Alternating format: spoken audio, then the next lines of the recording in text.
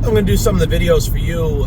My hope is that Ollie's team wins all 3 games. I make it back to Ontario tonight, later on this evening after the Meadows, and I get to watch the final games tomorrow. That would be a perfect world. If they get defeated at all today, they get put out, in which case Amy won't be doing the opening video with me. I'll just do it on the way back to Ohio this evening. So let's talk about the 2-year-olds. We're almost to September now. We've had some high points. We've had some high-ish points. We've had some low points. We have some horses that have turned out not to be as good as we wanted. We had some horses that were sick. We sold some 2-year-olds. We bought a 2-year-old. We had a lot going on this summer. And although it certainly was far from a bust, to speak of a few, Perfect Thought has been good. So has Jailbird Jog, Jolene Hall, Uncle Danny. I'm not going to go down that road. We have a number of horses that have done well this year. You can always do better. You can always do worse. Let's talk about the good, the bad, the ugly. What's up with the horses? What maybe my expectations are? What I'd like to see in a timeline to maybe go with that. ACDC will come back October 1st. That is a long layoff for this colt. No excuses after that.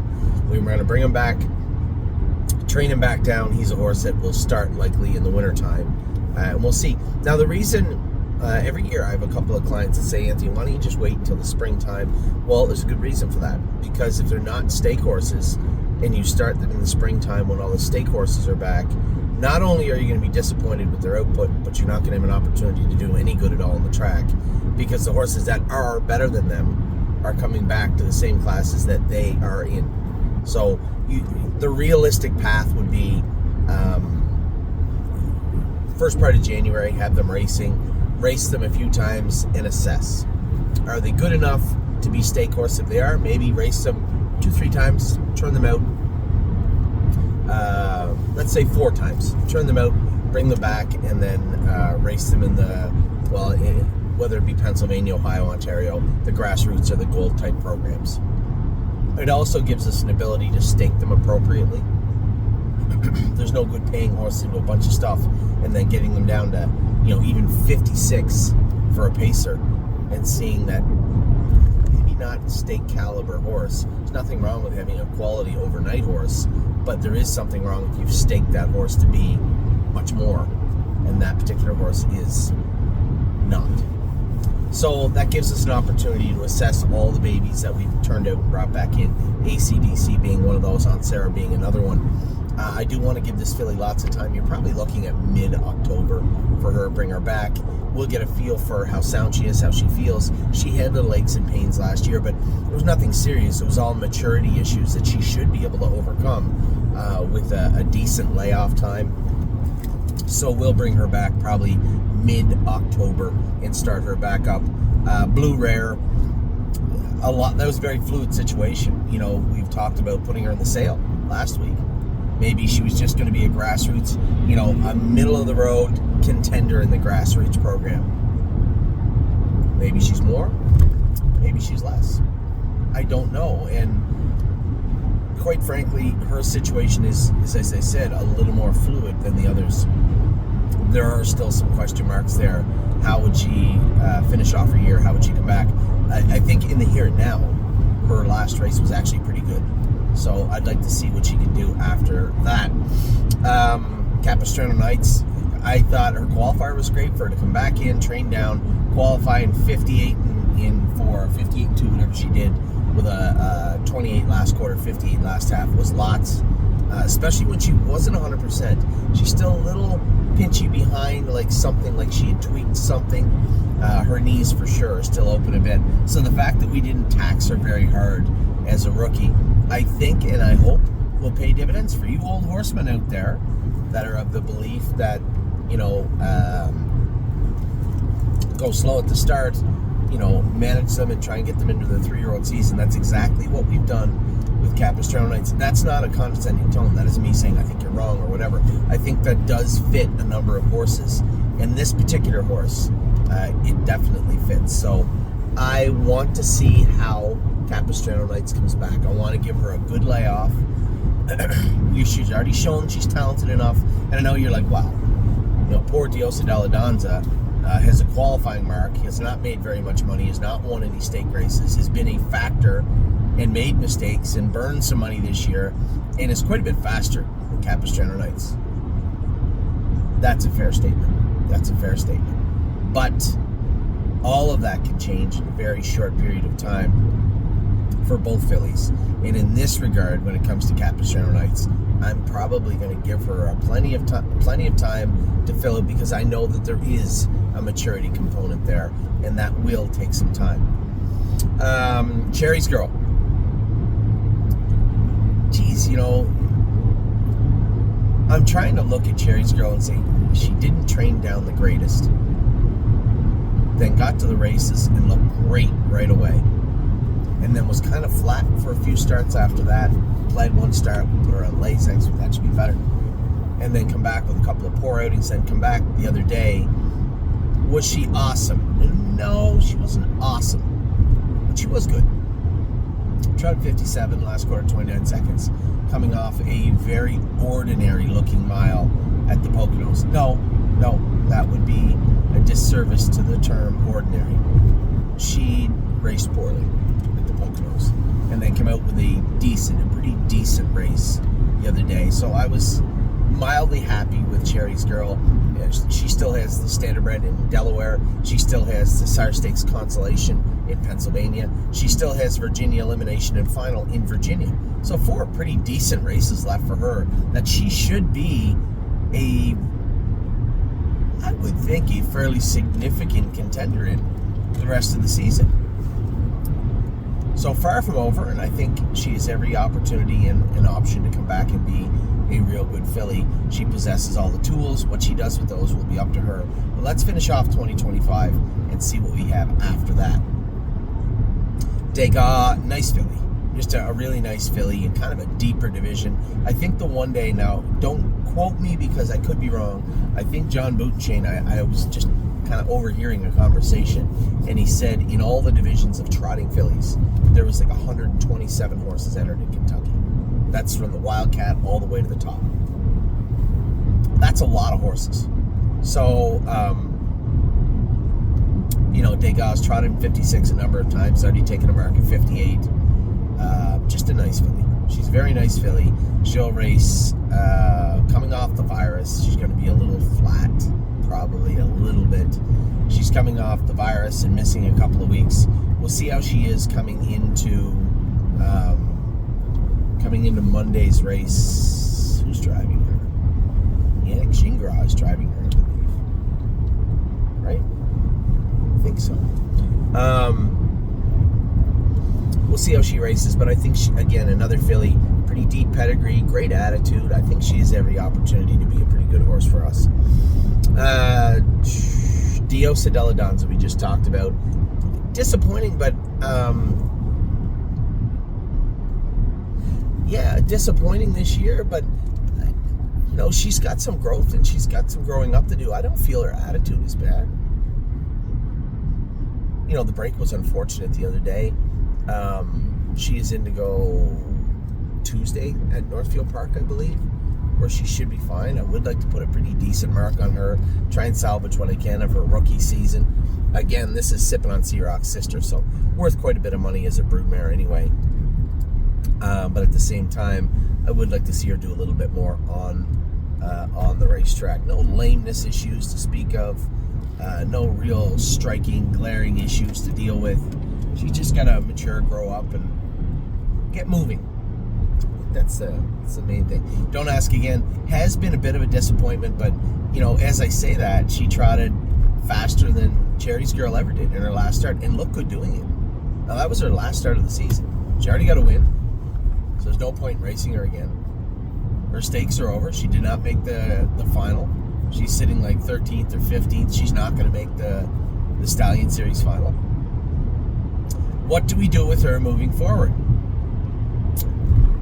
I think there's 2 paths.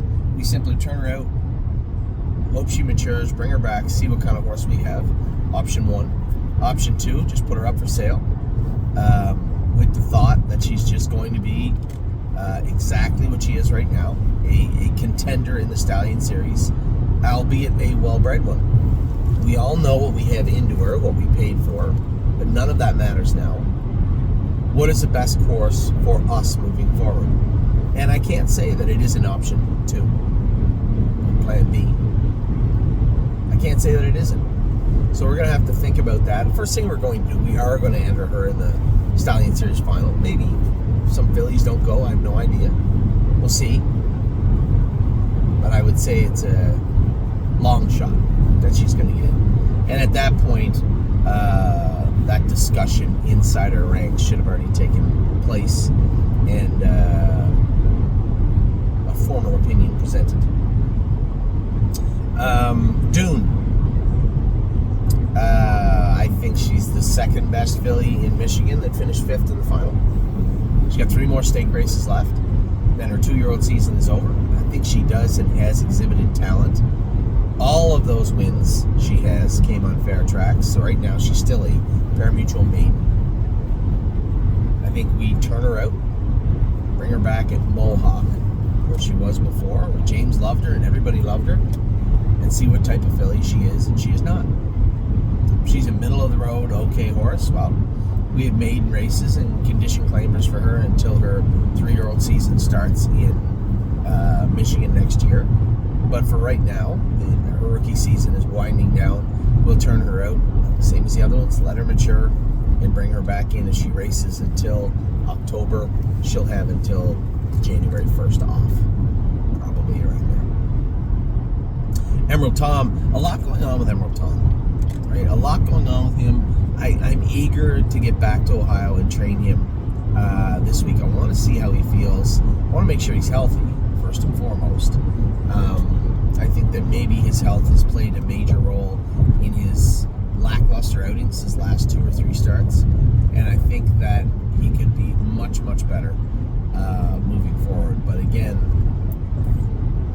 we'll see. I had told you guys that his health was a component. What are we doing here? It's a 7. His health was a component, but I believe mechanics played a major role also. Now, he couldn't do what he wasn't able to do the other day, but if he was able to do it, there still would have been some hurdles there. He's a bigger, stronger colt than he was, obviously, at the start of the year.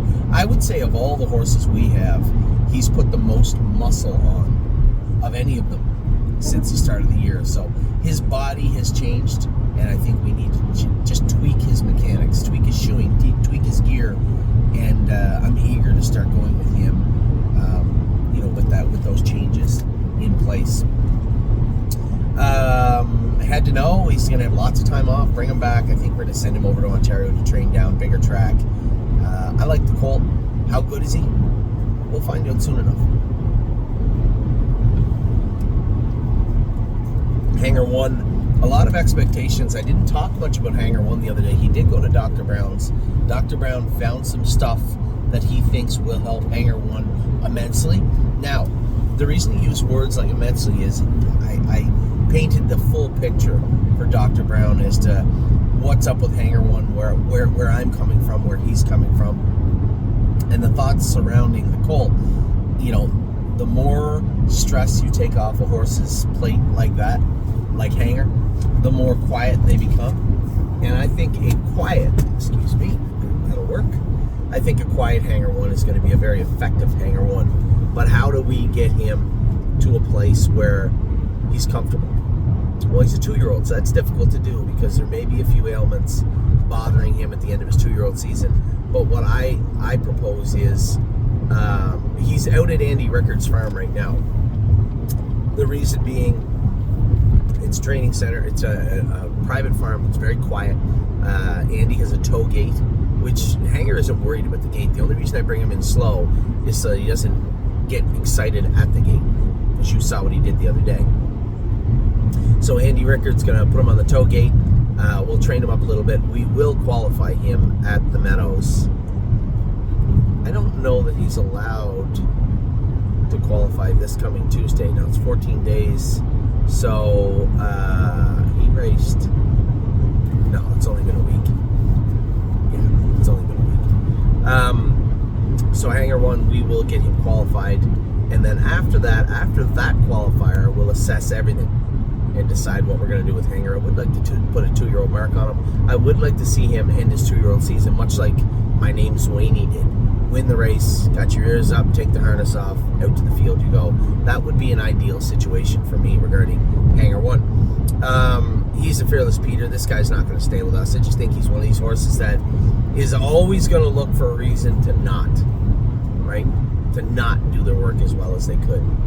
To not put in 100% effort. And quite frankly, I don't really have time for the, for that type of stuff. So, quite frankly, nice horse, decent gait.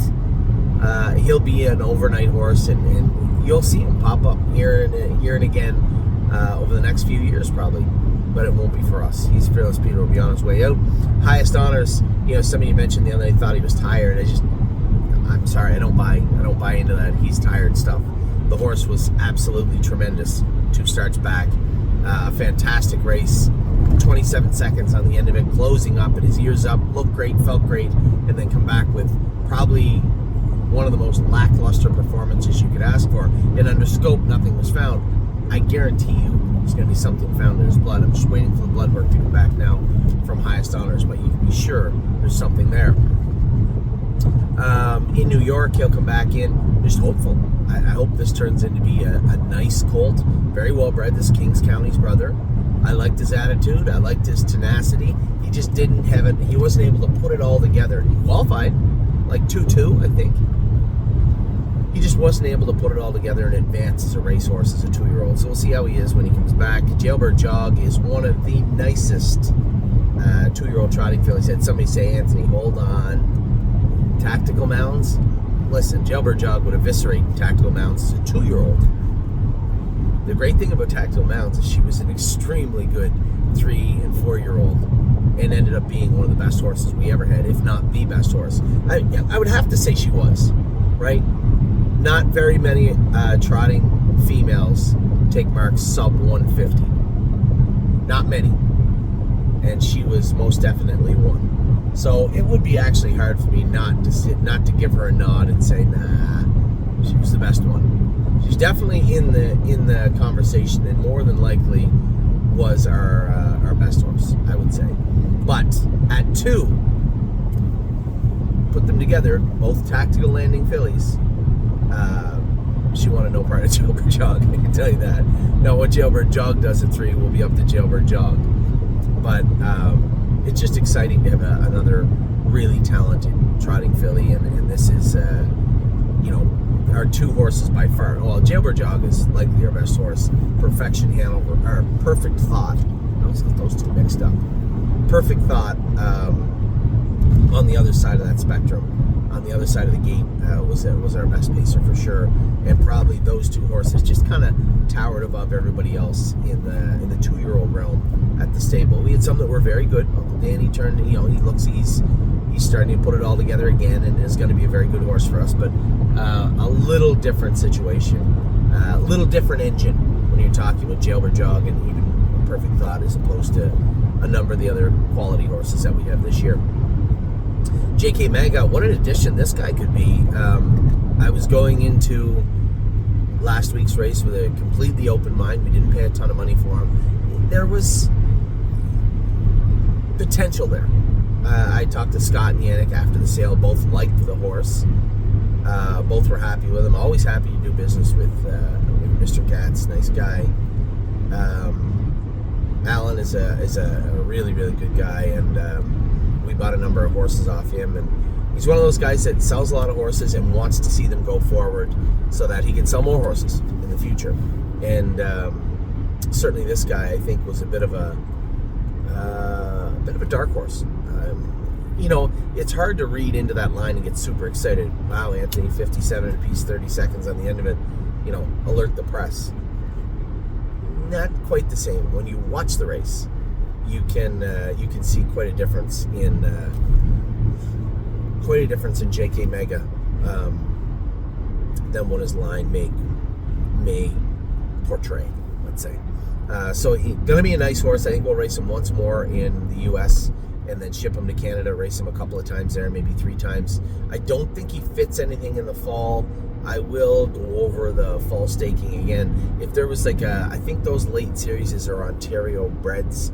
If they open them up to open classes, then you may see him race a couple of times in there.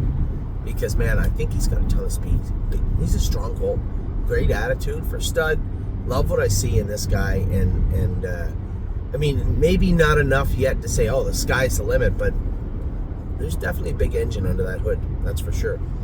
Jolene Hall, another quality filly, quality mare, going to be a nice horse for us. It's Oni Hall's sister. I mean, there's nothing bad about this story.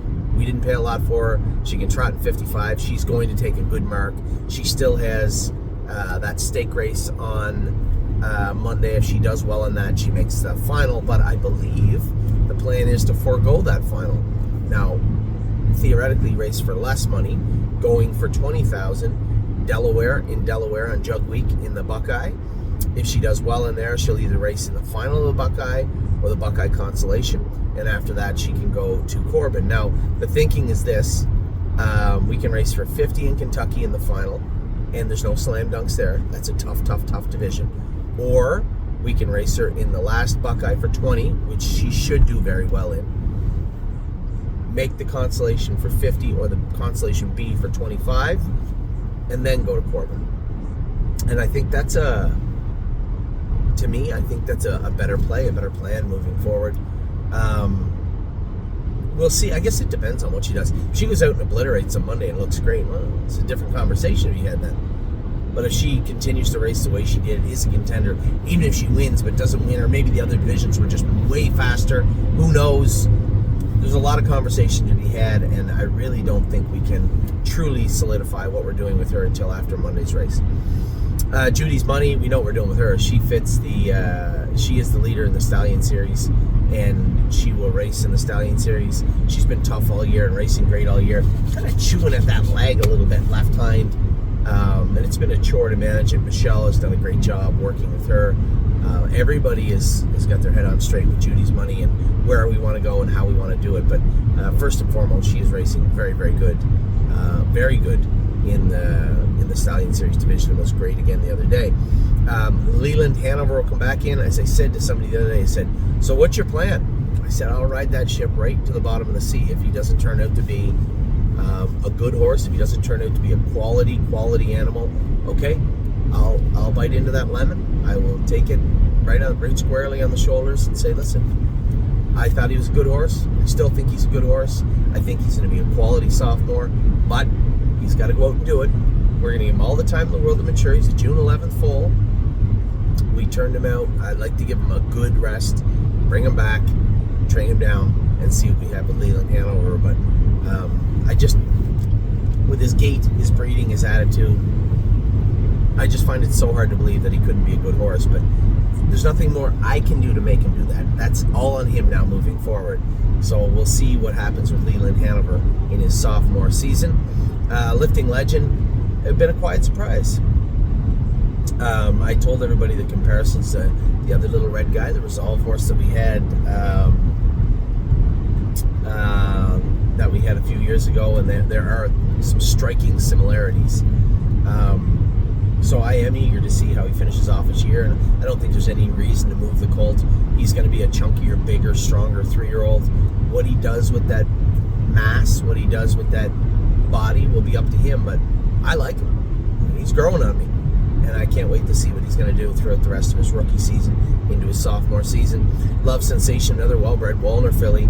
We'll be bringing her back October 1st. We'll start her back up and see how she trains down and races. Megan's Lucky Day, same thing. I just want to see her fill out. She's not going to come back a bigger filly. You guys got to know that, right? You're not going to have a giant back. She's a tiny little midget filly. But she's got a big engine. She's smart. And whatever she is able to do, I can almost guarantee you she will do when we get her back to the races. Same thing with Melly Girl. Did not have a great rookie season, but that's how heartbreaking horse racing can be. They train down great, look great. Maybe you're not 100% healthy at the start of the season. You know, it takes a big chunk of their time to get back ready. All of a sudden, everybody's going fast. and then she ends up closing her season with that break at Northfield Park. She trained down at Northfield, never offered to make a break in her life, and then makes this wild break at Northfield, which just told me, hey, enough's enough for me this year. Not the way you want to turn her out, but it's not like she was over-raced or raced hard or had a real deep year. I expect her to come back and be a useful 3-year-old, but again, that question, it sounds great for me to ask it. It's an obvious question, but it can only be answered by the horses themselves. My name's Swaney. Finish off her year like that. What a surprise, right? To have a filly that was kind of just appeared on our doorstep type thing. Todd and Tony dropped the horse off and said, hey, see what you think. And then for her to start her season, do well, then we find out she had an OCD that was bothering her. Didn't bother her that much. She just went out pace 53. And then the best, soundest start of her life was her last start. Tim had her good. Put her on the front where she was uncomfortable, never really raced or trained much on the front. Ended up carving out the fractions we wanted and, put them away in a maiden. Put her away sharp and happy and feeling good. We'll pop those OCDs out, no problem. Dr. Brown will do that. We won't make a big deal at all. And then kick her out and give her lots of time to heal up. Neuromancer will be coming back. I know Dominic had said to help middle of September. He's not coming back until October 1st. I want to make sure he'll have, this is his opportunity to show what kind of horse he'll be training down. We will be moving some horses over to Ontario and bringing some back. I think Neuromancer will be actually coming back to Ohio to train down. I just want to keep a very close eye on this guy as we start to get ready for 2026. Perfect Thought. Just a really nice filly. I love the softer schedule. Really, to be quite frank, it makes me rethink the idea of not buying a New Jersey bred. And I'll be honest, I don't like talking about studs or other people's horses out loud because it's not my place. And my own thoughts are, I was really impressed with her as a 2-year-old. Such a professional, such a fast filly. I almost bought her brother the other day. He wasn't completely correct up front, but I almost bought him. I just thought that was, without knowing much about Monty Mickey. We have one, but haven't seen many of them. It was their first crop, right? Knowing that there was some imperfections to work with at the start, I think, especially knowing that we paid a lot for Perfect Thought because she was pristine. She was perfect. And her brother was far from it. So I think the price they got was fair, $20,000. I thought if he hung her around 12, 13, that maybe we'd jump in and get her hand up. But I thought that was a fair price. And just her, talking about Perfect Thought, I love the schedule. It's been soft, right? For a horse that we think is going to be a very good horse, it's been soft. And, backtracking to the stud themselves, I think a lot of people had mixed reviews on Perfect Thought, on Perfect Sting. We only had one, and there was no mixing those reviews. She was as good a 2-year-old pacing filly as you want to have. I know she hasn't shown her very, very best yet, and I think that's just the schedule and coming off the sickness. But, coming into the New Jersey Classic, coming into the She's a Great Lady, and then what I think is the Breeders' Crown after that, I could be wrong, but just a very, very nice quality filly. And wouldn't hesitate to buy another Perfect Sting, to be quite frank, in this year's sale. I think maybe integrating a couple of them might make more sense. I don't mind the schedule. I don't mind it at all. The reason that we ended up buying her, that was our last bid. I think it was $87,000 we paid for her. But not dual eligible. It takes a lot of that running back and forth off the plate. It's just, that's what we have. That's what we're going to work with. I think Megan's done a great job. Scotty's done a great job. Corey did a great job driving her also. Just a very, very nice filly. Pretty Eyes and Lies. Just one of those, I think she's going to be a meat and potatoes horse when she comes back. Maybe an overnight horse, maybe a Stallion Series filly, but a useful filly. I felt that she did the best she could. Struggled a bit with interfering, not in her knees or anything. Struggled a bit with interfering behind, but she's got some growing to do, and I think we turned her out at the right time. Before she started to get a little angry or frustrated, I think we turned her out when she was just trying to put it all together. I thought it was the right time, and we'll see if it pays off when we bring her back in. Rico Tubbs, been a surprise. We give nothing for this horse, 11 grand or something. He's the Stallion Series leader going into the Philadelphia race, so who cares if he's not or whatever? I don't care. I know that he's still a good horse, a contender in the Stallion Series final, and is going to be a pretty decent sophomore for us. It's showing that he's got some pop, some ability, some talent, and has already paid for himself. So no complaints there from Rico Tubbs. Riding the rodeo. We'll probably sell this filly. I know a lot of people saying, Anthony, why do we need to sell her? Can we not just watch her grow up and fill out as a 3-year-old and come back? We could do that. But here's the thing. Let's assume there's 100 pacing fillies in Ontario. She would be in the bottom third of those. So to turn her out and bring her back, knowing that they all get to mature. It's not just ours. They all get to mature. So knowing that we're going to retain, turn out, and bring back a bottom third of the level filly, hoping that she somehow turns out to be better than she is this year. I think she's a quality overnight filly. I think she'll probably be a prospect or maybe a grassroots filly next year, but not a filly that I think fits the criteria to keep, retain, turn out, bring back, and race. I think she's just outside that. So we'll probably end up moving, riding the rodeo.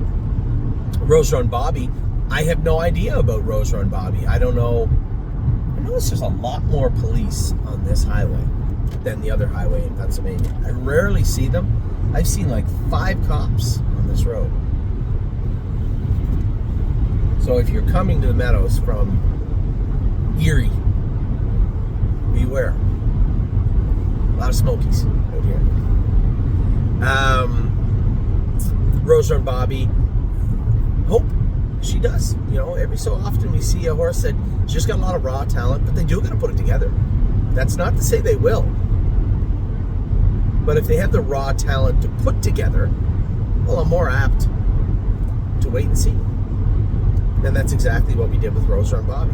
Lots of talent, trained down good, little crazy, really needed to mature. And hopefully when she puts it all together and repackages it as a sophomore, she's a better filly. That's my hope. Royal Duchess, she's going to race this week, and she'll race Jug Week in probably a fair race. I'd like to see her race. She's tough. She just hasn't had an opportunity to get at it this year. A little bit sore at her knees, so we turned her out, brought her back. She was way better, which obviously led me to believe that, yeah, they're bothering her. They were. We gave her some time, and she's much better. But I can't really dig down and see how big's that gas tank? How big's that engine? I told you guys she reminded me of a watered down version of Coupe de Ville, and not that watered down. Coupe de Ville was crazy hot at 2, but did not. Is she gonna come back good? I don't know. Would she just come back with that same vicious attitude that she had at 2? Just focused it more. And I would like to think that Royal Duchess will come back with something like that. I like this filly. She's a very likable filly, and I love the creatines. So we'll see. We'll see what happens with Dutchie moving forward. Royal Flushdale, no excuses. Had some talent, immature, a little ignorant. We castrated him. Kept training him, brought him to the races. He qualified a couple of times, looked okay, did not put it all together. And we're going to give him all the time in the world. We're going to bring him back in, and he'd want to put it all together, because if he does not, well, he'll be on the first boat out. But he does have all the talent to be a useful, good horse. It's all up to him now. Simply Chaotic. His biggest problem was he was a little bit skinny, needed to fill out a little bit, and he did. Amy sent me a picture of him the other day that was sent to her. He put on at least 100 pounds out in the field. So he's going to mature. Here's a horse that already showed a quarter in 27. Already showed some ability. Had a good attitude. I think the last night that I went with him at Georgian, he was just skinny, kind of beat up a little bit, interfering. Wasn't really sure what to do. But I think with a bigger, stronger frame, he'll be able to answer all those questions for himself soon enough. So when we do bring him in, I think you're going to see a much more useful horse in Simply Chaotic. Solidarity, again, falls under Hope. Well-bred horse. We castrated him, turned him out. Got to give him time, bring him back, and hope that he is the horse we expect him to be. He was kind of there. He was kind of off to the side, pacing in 55 when we needed him to pace in 51. We'll see. We'll see what he comes back like. He's another one, though. It won't take long to figure that out. Steady Volo, he just need to grow up. Yeah, it took a 2-year-old mark at 58, 28 in the end of it, get into his outside knee that second start. Just, he's a little more narrow, so I think, and he's so tall, he has to grow up, fill out, and as those shoulders start to expand, I think you're going to see him miss those knees a little more. It won't be a problem, and I think as a sophomore, he'll be a decent horse, I believe. And again, I use those words very vaguely, and somebody's going to say, well, Anthony, a decent horse could be anything. You're right. That's the whole point of using the word decent. There is such a thin line between a very, very good horse and a pretty good horse. Like, it's razor thin. And the difference as far as earnings potential and winning races is vast. So you can only do what you do, hope that they come back, that they're fast enough, draw good, get good drives, and we can head to the winner's circle with them as much as possible. That's always the plan with the sophomores. And definitely this guy, well-bred, decent attitude. You know, we now castrated him. We'll see how he fills out.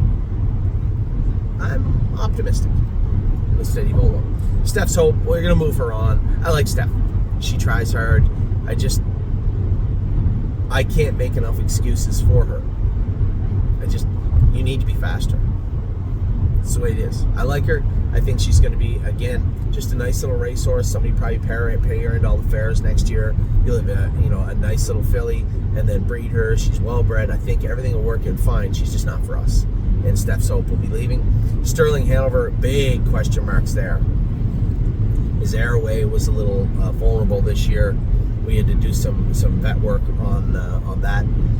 He's back going now. He's not probably long for going to the field. I was just hoping I could get a look at where he stood, what he was doing, how he is right now. I'd like to maybe train him in 210, 212, and then make my own mind up as to what he is and he is not. So of all the horses we have, Sterling Hanover has the most question marks of anybody, I believe, any rookie. Supermind, much better the other day. I just got to top that steering fluid up, maybe put a line pole on the inside. But as I said, finished up his mile good. I was really pleased with him. Much more pleased with him than I was my driving. But I was happy with Supermind. Sweet Lake, just a well-bred filly, 2-year-old stake mark now. We turned her out to bring her back, and be the horse we thought she'd be. And she's not. It's not the end of the world. Also, again, she's a full sister or a 3/4 sister to Captain Luke. No, who's she by? Sweet Lake is a Sweet Luke now. She'd be a half sister to Captain Luke, but a very, very strong family. And she would be the younger branch of that family tree. And for the people out there that like that family, a filly like this is probably worth quite a bit of money to them. So that's where we stand with her. That's our exit strategy. That's our safety net, so to speak. It's not going to drag. It's not going to get us out. We're not going to be walking away with a smile on our face. I would rather her come back and be a really good 3-year-old filly. But again, that will be up to her. Tomboy Strong will race on the Sire Stakes. This should solidify her as, hopefully anyway, getting into the consolation of the Sire Stakes. Maybe getting into the consolation or maybe the consolation B if there is such a thing, or even C if there's such a thing as that. Northfield had a bunch of them on last year, so we'll see where she fits, but she'll definitely have at least 2 or 3 more races left under her belt this season. Has done well, and I'm optimistic about Monday also with her. She got the 8-hole, yes, but with the hobbles on, I can use her a little more off the gate. If she can follow some speed, she'll be in a good place. She'll be in a good place on Monday. And then Uncle Danny, it seems, somebody said the other day, Jekyll and Hyde is what our buddy Randy asked him. He said he seems like Jekyll and Hyde. Not so much. More Hyde than Jekyll. And when he is Jekyll, the blood work always tells you why, right? When he's not himself, he's not good, and he's not on his game, his blood work was always very obviously why, would show you why he wasn't. And when we worked on it, and then got it good, he was very good, and he was great the other day. A good win for Uncle Danny. Woodmere Bullet is in PEI third the other day. Smitty didn't enter him this week. He said he wanted to give him a week off. He touched his ankle the other day in Summerside, and he's still got a few races left. Well, again, another one of those, put him away and hope he comes back as a nice 3-year-old. And Zena Kemp. My initial plan with Zena was to race her in the Wildcat, but then that fell through when she wasn't eligible. I thought it was nominators of 1 or 75, but it's nominators of 7,500. It's like a maiden race in Lexington. So she couldn't get in there. She is in the $15,000 race on Monday. Andy Miller was going to drive her from the rail. If she wins, she can't make the final. I think it was more or less just get her a race, keep her moving, give her a short break, and get her ready for Corbin, I think is the best thing to do with Zena Kemp. Fast filly, but again, you can't outrun Mother Nature, and she was not healthy the other day. She just was not healthy the other day. Her blood work come back quite poor. 4 points in her blood that were anomalous. And Dr. Roberts and Eric fixed all of them for the most part. And the 1 or 2 that were a little stubborn, they thought for sure by Monday they'd be well within perfect range. So you're going to see, hopefully on Monday, a much, much better form of Zena Kemp. So there you have it. That's just about as in-depth as I can make it. I don't think I skipped anybody. I told you exactly what I thought of everybody, who was staying, who was going, when they'd be coming back, what my expectations were, because that's my job. So happy with the way things are going today. Hopefully looking to keep it going here with Rico Tubbs in nominators of 2 here at 1 o'clock, race 2 from the Meadows. I am about an hour out from the Meadows. I will talk to you all very soon. I'm going to continue on. I'll do your 3-year-olds. I might do your racehorses, and then your opening will either be done today on my way to Cleveland because Ollie's team has been put out, or it'll be tomorrow with Amy from Ontario. Take care, everybody. We'll talk to you soon.